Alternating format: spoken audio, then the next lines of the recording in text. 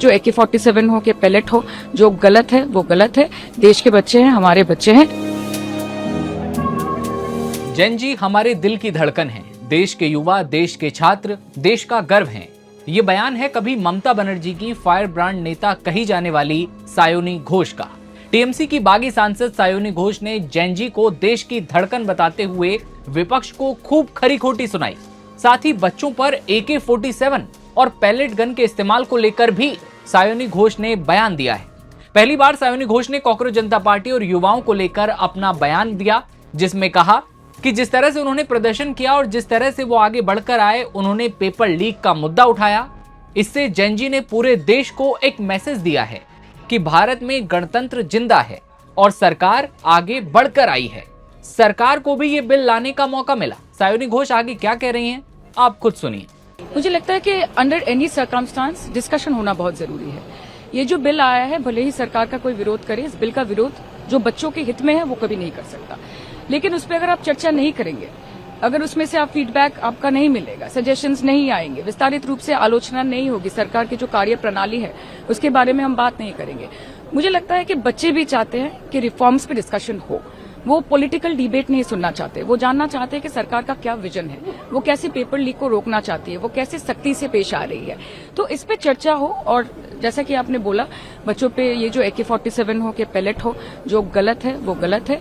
देश के बच्चे हैं, हमारे बच्चे हैं। कार्रवाई हो रही है, आगे जाके भी होगी। आज तो मैंने पहली बार एनडीए की मीटिंग में हिस्सा लिया और बहुत ही एनरिचिंग, बहुत ही इन्फॉर्मेटिव एक मीटिंग थी। आदरणीय प्रधानमंत्री जी वहां पे उपस्थित थे, गृह मंत्री जी थे, दूसरे माननीय मिनिस्टर्स भी थे।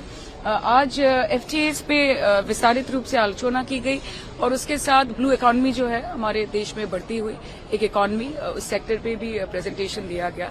अच्छा लगा मुझे, सकारात्मक आलोचनाएं हुई। और आज तो यहाँ पे बिल इंट्रोड्यूस किया गया था कल। हम चर्चा करेंगे आज, 6 दिन बाद संसद चलने वाला है। सार्वजनिक परीक्षा संशोधन विधेयक पर सायोनी घोष ने कहा कि बच्चे भी चाहते हैं कि रिफॉर्म्स पर चर्चा हो।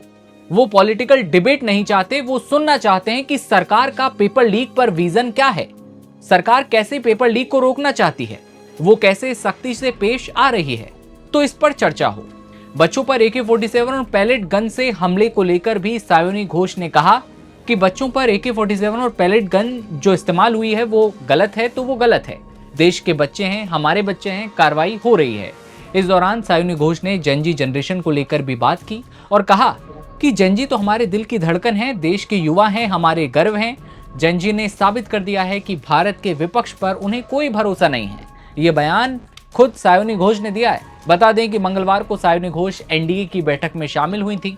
उन्होंने कहा था कि मैं पहली बार एनडीए की मीटिंग में शामिल हुई, हिस्सा लिया।